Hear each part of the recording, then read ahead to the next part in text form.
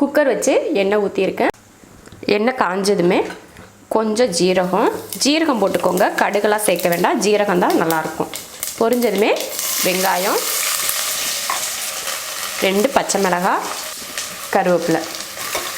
காரத்துக்கு வந்து நம்ம இந்த மிளகாய் மட்டும்தான், வேறு மிளகாய் தூளை எதுவும் சேர்த்துக்க மாட்டோம். அதனால காரத்தை பொறுத்து மிளகாய் சேர்த்துக்கோங்க. வெங்காயம் கொஞ்சம் வதங்கினதுக்கப்புறம் தக்காளி சேர்த்துக்கலாம். ஒரு குட்டி தக்காளி, சின்னதாக ஒரு தக்காளி போதும். தக்காளி வதங்கினதுக்கப்புறம் காய் சேர்த்துடலாம். பீன்ஸ், கேரட், பச்சை பட்டாணி, மஞ்சத்தூள், கொஞ்சமாக இஞ்சி பூண்டு பேஸ்ட், ஒரு 1/4 ஸ்பூன் அளவுக்கு இஞ்சி பூண்டு சேர்த்துக்கிட்டால் போதும். நான் வந்து காயெல்லாம் அதிகமாக சேர்த்துருக்கேன். உங்களுக்கு காய் வந்து கம்மியாக சேர்க்கணுன்னாலும் சேர்த்துக்கலாம், இல்லை இதை விட அதிகமாக சேர்க்கணுன்னாலும் சேர்த்துக்கலாம். இஞ்சி பூண்டு போட்டு பச்சை வாடை போகிற வரைக்கும் வதக்கிட்டு அடுத்து பருப்பு சேர்த்துக்கலாம். துவரம் பருப்பு சேர்த்துக்கிறேன் நான். பருப்பு சேர்த்துட்டு கோதுமை ரவை 1 கப் சேர்த்துக்கிறேன். அதையும் வதக்கிக்கலாம்.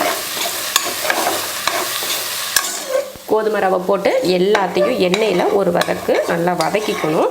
அப்போ தான் அந்த கோதுமை ரவையோட பச்சை வடையெல்லாம் போயிட்டு நல்லாயிருக்கும், அந்த கோதுமையோட மனம் இல்லாமல்.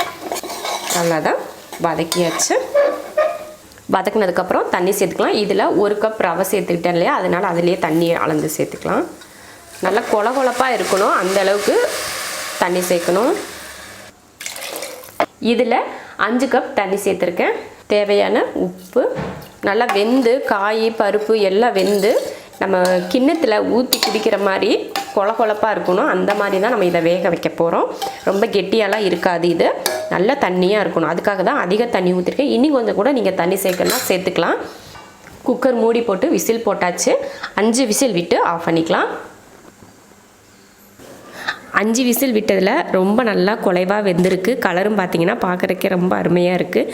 இதே போல் ஒரு பிரேக்ஃபாஸ்ட் நீங்களும் செஞ்சு பாருங்கள். ரொம்ப ரொம்ப சூப்பராக இருக்குன்னு சொல்லுவாங்க வீட்டில் இருக்க எல்லாருமே.